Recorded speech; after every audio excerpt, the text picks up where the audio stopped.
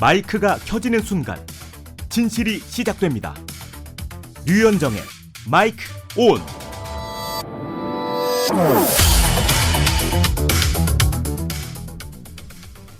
안녕하십니까. 4월 2일 목요일 류현정의 마이크 온 류현정입니다. 미국과 이스라엘이 이란을 침공한 지 어느덧 한 달을 훌쩍 넘겼습니다. 전쟁에 대한 불안과 종전을 향한 기대로 전 세계가 흔들리고 있는데요. 오늘 오전 10시 도널드 트럼프 미국 대통령의 긴급 기자회견에서 종전의 희망을 찾을 수 있을지 세계의 관심이 쏠렸습니다.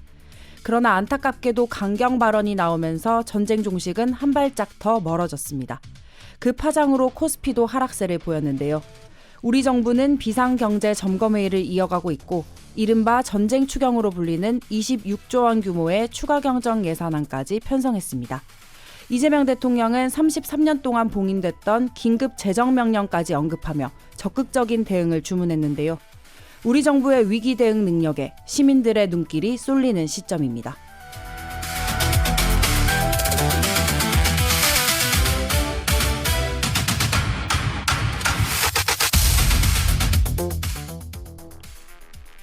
류현정의 마이크 온 목요일의 이슈 길잡이는 김무락 변호사가 함께합니다. 안녕하세요. 네, 안녕하세요. 네, 오늘은 차림이 조금 더 포멀하신데요. 날씨가 좋은데 계속 오후에 법원에 있다가 바로 와서 그렇습니다. 네, 뭐 좋은 봄 향기를 별로 못 느끼셨겠습니다. 전혀 못 느끼고 있습니다. 네, 마치고 가시는 길에 여기 앞에 벚꽃이 예쁘게 폈는데 한번 걷고 가시면 좋을 것 같네요.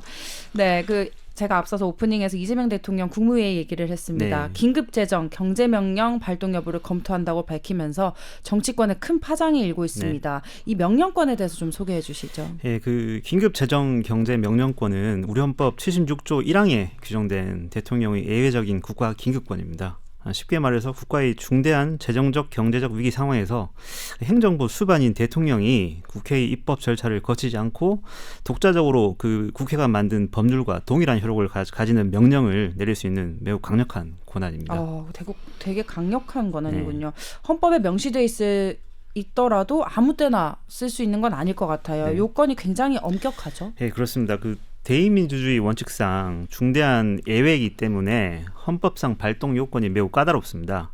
실질적으로는 중대한 재정 경제상의 위기가 존재를 해야 되고 절차적으로는 물리적이나 시간적으로 국회가 열려있지 않거나 집회를 기다릴 여유조차 없는 극한 상황일 때만 최소한으로 발동할 수 있습니다.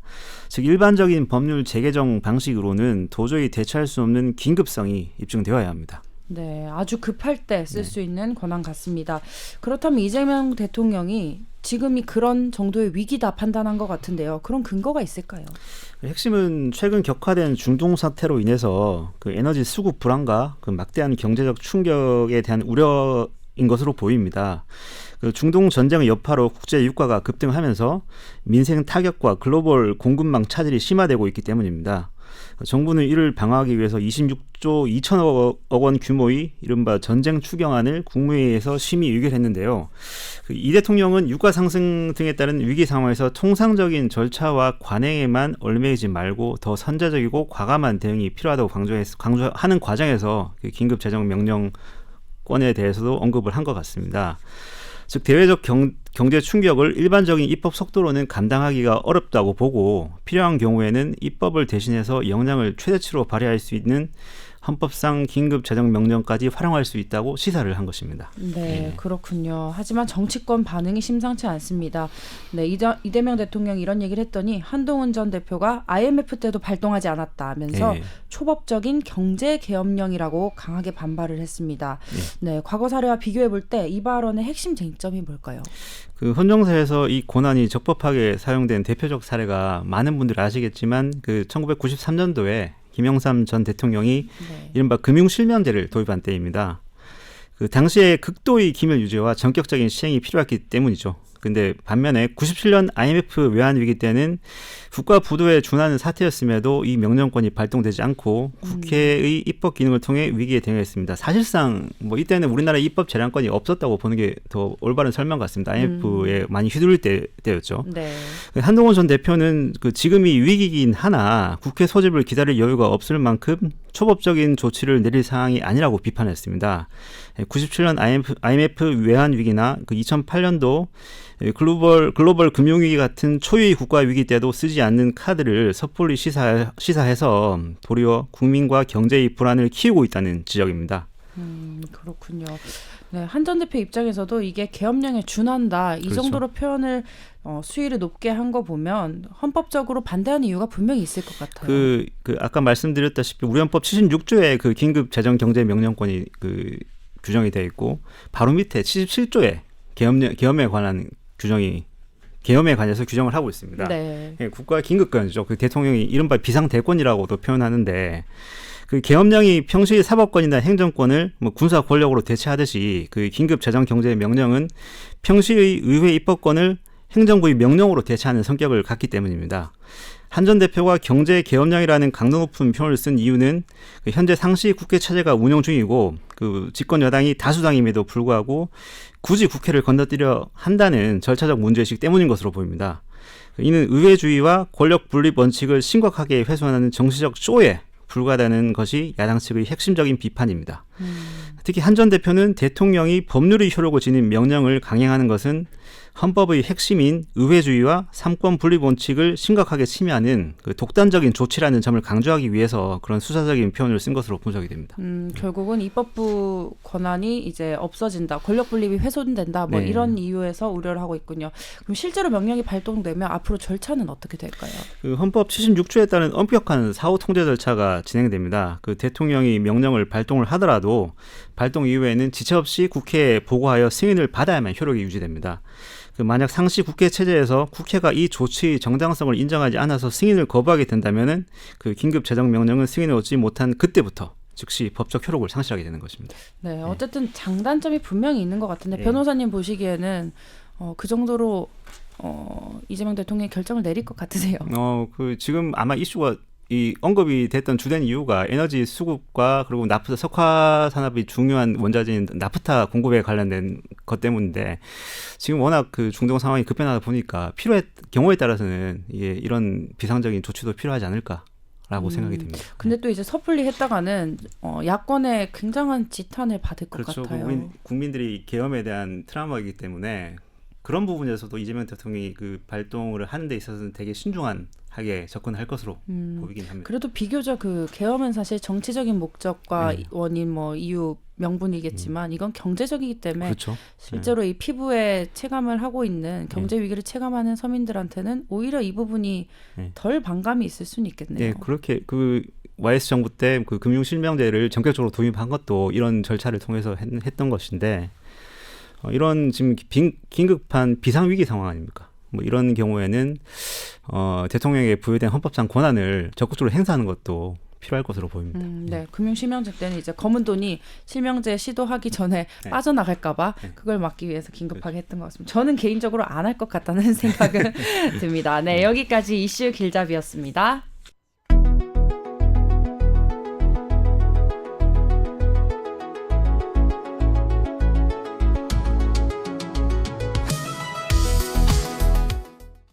네, 오늘은 더불어민주당 경북도지사 민주당 후보 경북도지사 후보를 만나보겠습니다. 저희가 전화로 연결하는데요. 오준기 후보님 연결돼 있습니다. 후보님 안녕하세요.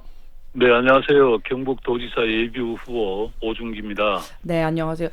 예비 후보 아니고 이제 민주당에서는 확정이 됐으면 후보님이 되신 거 아니에요? 예. 근데 이제 공직선거법상은 네. 예비 후보라고 부르고 있죠. 아, 그렇군요. 그럼 후보로 네. 전환하시는 시점이 머지는 않았겠네요, 이제. 아니, 후보는 이제 본선거 들어갈 때 네. 공식적으로 이제 후보라고 하고요. 네. 일반적으로 또 후보라고 하십니다, 그냥. 네. 그렇군요. 네. 우리 김무락 변호사 패널로 나와 있는데 인사하시죠. 안녕하십니까 위원장님. 네, 변호사님 안녕하세요. 위원장님이라고 부르는 거 보니까 아시는 사이세요? 아니요, 아직 직접 뵌 적은 없지만 그래도. 아, 네, 그렇습니다. 그 후보님 요즘 많이 바쁘게 지내시죠? 네네, 뭐 좀 정신이 없죠. 네, 단수 공천 확정됐는데도 뭐 많이 바쁘신가요? 아니 이제 단수 공천이 되었으니 이제 도민들께 인사도 드려야 되고 이제 선거 준비를 시작을 해야 되기 때문에 아침부터 뭐 저녁까지 정신없이 다니고 있습니다. 아, 그러시군요. 네. 제가 소개를 이렇게 하려다가 못했는데 6전 7기라고 표현을 해야 될지. 네, 국회의원 예. 도전을 4번 하셨죠. 또 네네, 도지사 도전은 이번까지 3번째입니다.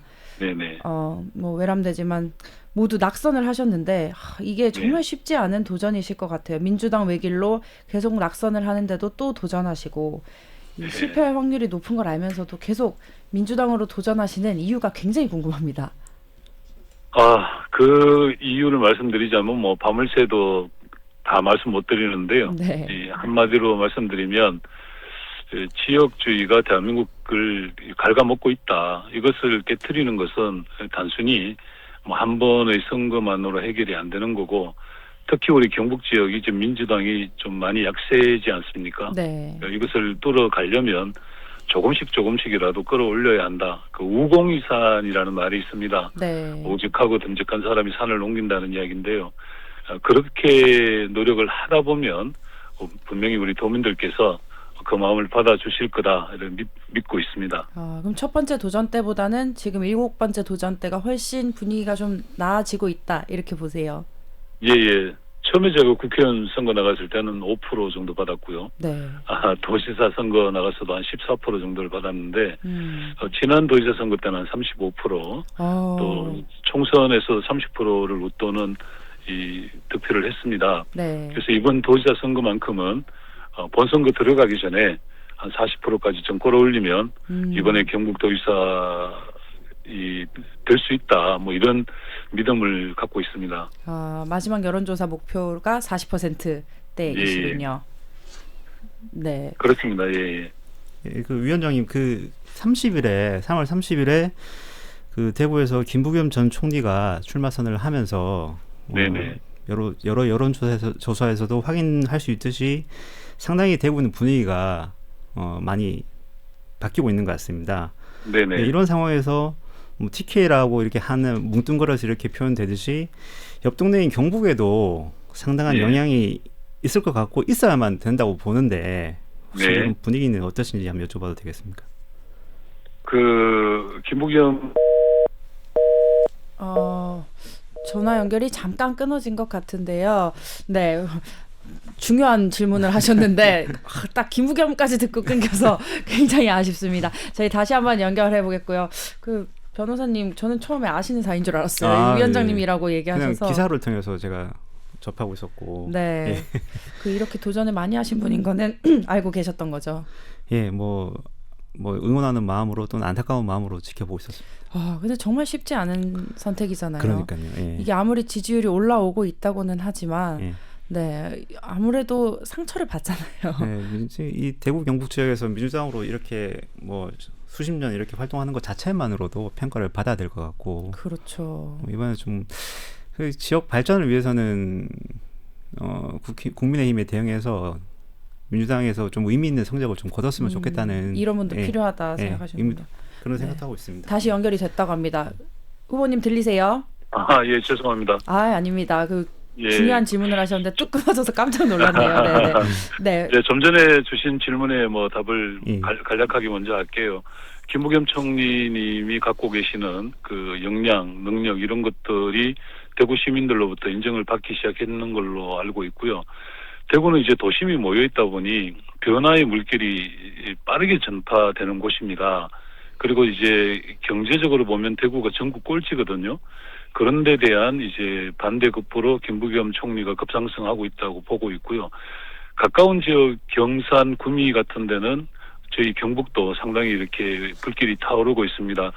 그러나 여전히 좀 걱정되고 고민되는 것은 이제 안동을 위시로 하는 북부 지역이나 또 이렇게 포항이나 이런 곳곳에 이제 아직은 여전히 불길을 못 만들고 있는 것이 좀 걱정이긴 한데 그 여파는 반드시 낙동강 물줄기를 넘어서 경북에도 분명히 그 불길이 펴질 거라고 저는 생각합니다. 네, 이번에 대구 경북에서의 변화를 기대하시는 것 같아요. 그러면 사실 TK가 행정통합도 같이 추진을 했었고, 뭐 지금은 불발됐지만요. 앞으로도 해야 할 일들이 함께 할 일들이 많은데 김 전 총리와 소통은 좀 하고 계세요. 예, 뭐 출마 그 기자회견 전에도 소통을 했고요. 향후에도 대구 경북이 향후로 같이 길을 가야 되기 때문에 선거 기간 내내 소통할 예정입니다. 네, 뭐 행정통합이나 이렇게 구체적으로 시너지를 낼 정책에 대해서도 상의하시나요? 예, 그렇게 해야 되겠죠. 이 대구 경북 통합의 문제는 이제 그냥 단순히 대구 경북 문제만이 아니고 국가 균형 발전이라는 큰 틀이 있고요. 특히 김부겸 후보님 같은 경우에 이제 대구를 좀 대통합시켜 나가는 역할을 한다면 저는 이제 또 균형 발전에 대한 또 전문가로서 그런 역할들을 좀 하면서 대구 경북을 이제 광범위한 거대한 이제 도시로 좀 탈바꿈시켜 나가야 되고 뭐 교통망부터 시작을 해서 많은 것들을 같이 좀 상의해야 될 것 같습니다. 그래서 네. 대구 경북 대통합으로서 지역주의를 무너뜨리고 대전환을 이뤄내겠습니다. 네, 그러시군요. 그리고 저는 좀 놀랐던 게 홍준표 전 대구시장 보수의 아이콘인데요. 이분이 그렇죠. 예. 김부겸 전 총리를 공개적으로 지지했습니다. 이거 아주 떠들썩한데 그만큼 이제 네네. 보수에서도 변화가 일어나고 있다. 이런 조짐으로도 보이는데 어떻게 평가하세요? 저도 이제 홍준표 전 대표님께서 이렇게 해주신 것에 대해서 정말 저도 깜짝 놀랐고요. 이왕이면 저 오중기까지 같이 넣어줬으면 좋겠지만, 네. 예, 저는 뭐 이렇다고 생각합니다. 이미 이재명 정부는 이제 진영 논리를 넘어서서 국민 먹거리, 또 미래 그 성장 동력, 그리고 대한민국이 세계 속에서 우뚝 서야 한다라는 그런 그 국정 철학 기조가 있는 거죠. 저는 그것에 발맞추어서 여러 가지 많은 일이 일어난다고 보고 있습니다. 그것을 또 그런 국정 철학을 잘 이어받아서 경북에도 저는 또 구현을 해야 되지 않나 이렇게 생각하고 있습니다. 네, 실리주의로 지역주의를 타파하고 진영 논리보단 실리로 가야 된다 이런 말씀이신 것 같아요. 네네. 혹시 지역 중에서는요, 경북이 굉장히 넓은데요. 예. 구미에서 이제 민주당 출신 시장이 나왔고 녹색당 시의원이 나온 적이 있는데 전체 지역으로 봤을 때는 어디서 내가 좀 강세고 어디서 좀 약하다고 평가를 하세요? 혹시 제가 약세다 그러면 그 지역 주민들께서 좀 화를 내실 것 같은데, 네. 예, 객관적으로는 네. 포항이나 구미 대도시 중심에서는 지난 지방선거에서도 40% 넘게 득표를 했고요. 네. 예, 그 다음에 또 구미 같은 데는 제가 이긴 건지 제가 정확하지는 않지만 거의 뭐 박빙까지 갈 정도로 지지세가 있습니다. 그러나 여전히 그 안동 북부 지역이라든가 농촌 지역 저희들이 발길이 좀 닿기 힘든 지역은 네. 여전히 좀 어려운 지역으로 분석하고 있습니다. 그러시군요. 또 포항 출신이시니까 포항에서는 강세이실 것 같고, 네네. 그럼 좀 북부 지역의 농촌을 많이 공략하고 계시겠네요. 이제 뭐 열심히 쫓아다녀야 됩니다. 네, 알겠습니다. 우리 김우랍 변호사도 예. 또 위원장님 방금 말씀하신 것처럼 경북 북부 네. 지역은 어떻게 보면 대한민국에서 가장 낙후된 지역임에도 불구하고 변화를 거부하면서 좀 그 민주당에서는 당세가 약한 지역인데 이런 지금 분위기가 많이 바뀌었다고 하지만 여전히 경북에는 민주당의 마음을 열지 못하는 유권자들이 많은 것 같습니다. 이 기회에 위원장님의 정치인으로서 또는 후보님만의 장점, 매력을 좀 어필을 해주시면 어떨까 싶습니다.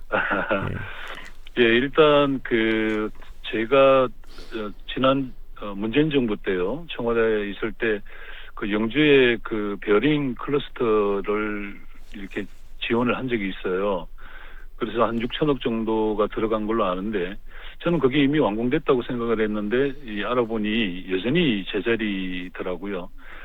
또한 이제 안동부터 시작을 해서 곳곳에 이 산업 기재화를 만든다는 것은 저는 좀 고민해볼 부분이 있고요. 이 천혜 자원이 있는 곳이라서 세계적인 문화도시로 만들어가는 것이 어떻겠냐 이런 정도를 생각하고 있습니다. 그런데 이번에 대통합 과정에서도 보면 북부권에서 상당한 불만이 큽니다. 네. 그래서 그런 불만들을 잘 경청하고 또 지역민이 좋아하는 또 지역민이 가고자 하는 길, 그 길을 좀 제대로 들어보고 그것을 좀 수행하면은 저는 마음의 문을 열어주시지 않을까 이렇게 생각하고 있습니다. 네, 결국 지역 발전이 해답이다 보시는 건데 그래야 이제 내 목표인 40% 이상의 득표율을 획득할 수 있을 거다. 그러려면 사실 뭐 후보님의 열심히 하시는 것 이런 것도 중요하지만 좀 여당이나 정부 차원의 약속이 있어야 하지 않을까요? 대구처럼요.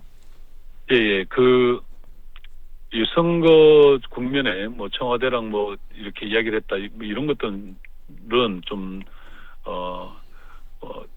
말씀드리기 어렵고요. 네. 또 그거는 뭐 법적인 문제도 있고 해서 여튼 저 정부의 각종 이제 중요한 역할을 하시는 분들과 충분히 제가 소통이 가능합니다. 뭐 예전에 청와대도 있었고 또 이재명 정부 내에서 그 민주당의 원외이긴 하지만 끊임없이 지역 민원들 가지고 소통을 해왔기 때문에 네.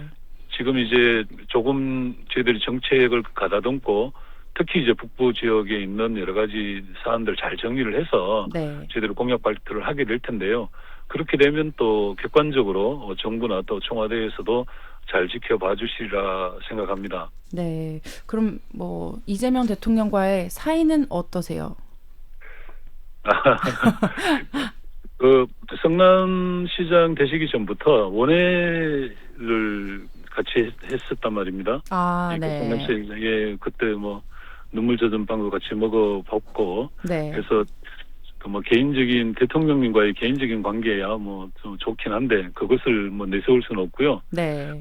대통령님이 갖고 계시는 국정 기조, 철학 그리고 지역을 어떻게든 특화시켜 살려야만 대한민국 미래가 밝다라는 그런 철학과 이제 기조에 대해서는 제가 너무나도 잘 알고 있고 네. 또 그것을 또 같이 행해 본 적도 있고 해서 대통령님하고는 충분히 소통이 가능하지 않을까 이렇게 생각합니다. 네. 근데 이재명 대통령 대선 때 사실 TK가 예전보다는 조금 나오지 않겠냐, 지지율이, 득표율이 기대가 조금 있었어요. 이게 또 고향이기도 하니까요. 근데 생각보다 열어봤더니 이재명 대통령 득표율이 경북에서 20%대였죠. 그렇게 기억을 합니다. 굉장히 낮게 네네. 나타났어요. 예. 이런 점이 후보님한테도 굉장히 불리할 것 같은데요. 그렇죠. 아무래도 이제 대통령님께서 저희들 한 30%는 무난히 넘지 않을 거라고 생각을 했는데 네. 생각보다 좀 못 미쳤죠. 그러나 그 이전에 비하면 또 소폭 상승을 했고요. 약 27% 정도 득표를 하셨는데 네.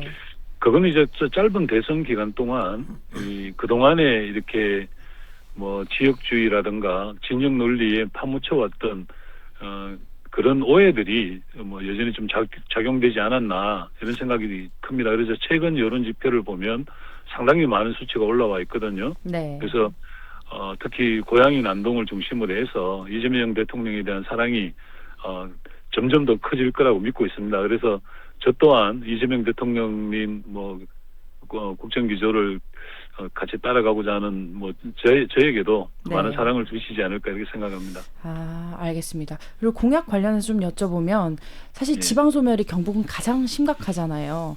그렇죠. 뭐 해야 할 일들이 많아요. 대학병원 유치 얘기도 있고 공공기관 이전 얘기도 있는데 후보님이 예. 딱 하나 가장 해야 된다, 시급하다 생각하시는 게 어떤 게 있을까요?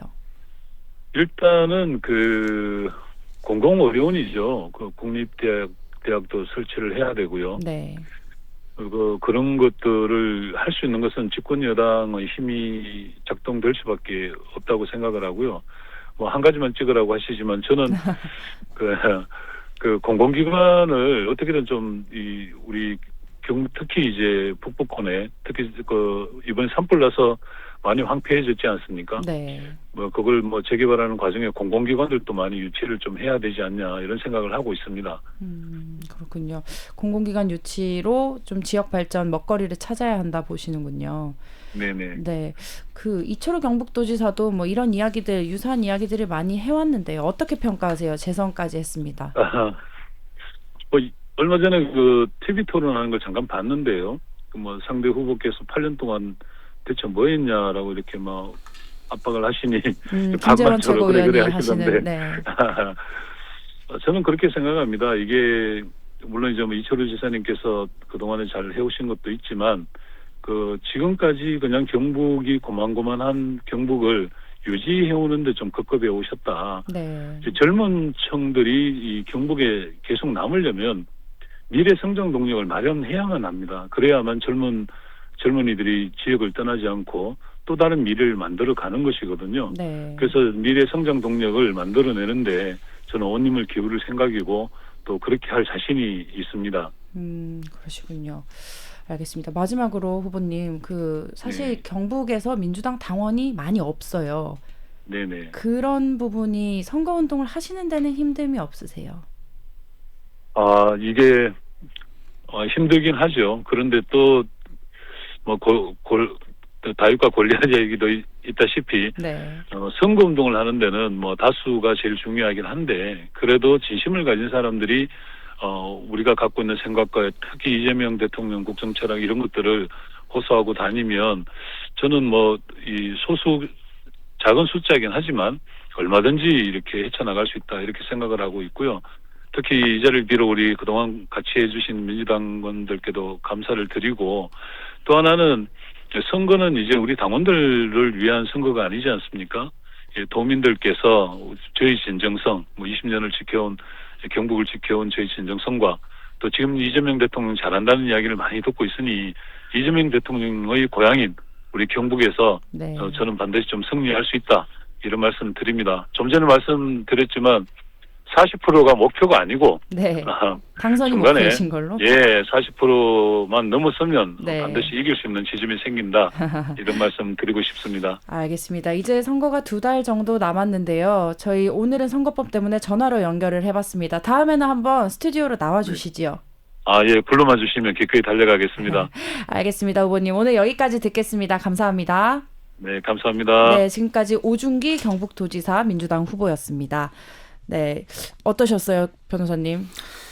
예, 지금 지방선거 역사상 최초로 대구가 가장 격전지가 되고 있는 상황인데 네. 뭐 관전자 입장에서는 경북도 이참에 또 다른 격전지로 하면은 격전지가 되면은 좀 더 흥미롭고 재밌게 선거판을 좀 볼 수 있지 않을까라는 생각도 네, 듭니다. 대구 옆 동네다 보니까 사실 바로 붙어 있는 동네잖아요. 네. 그러다 보니까 경북까지 함께 들썩이는 것 같습니다. 네, 뭐 2달 동안 또 어떤 변화가 있을지 저희가 관심을 가져보겠습니다. 류현정의 마이크 오늘 준비한 내용은 여기까지입니다. 저희 오늘은 전화 인터뷰인 관계로 유튜브 연장 방송은 생략하도록 하겠습니다. 저희는 내일 이 시간에 다시 뵙겠습니다. 변호사님 오늘 수고하셨습니다. 네. 벚꽃 보고 가세요. 네, 알겠습니다. 고맙습니다. 네.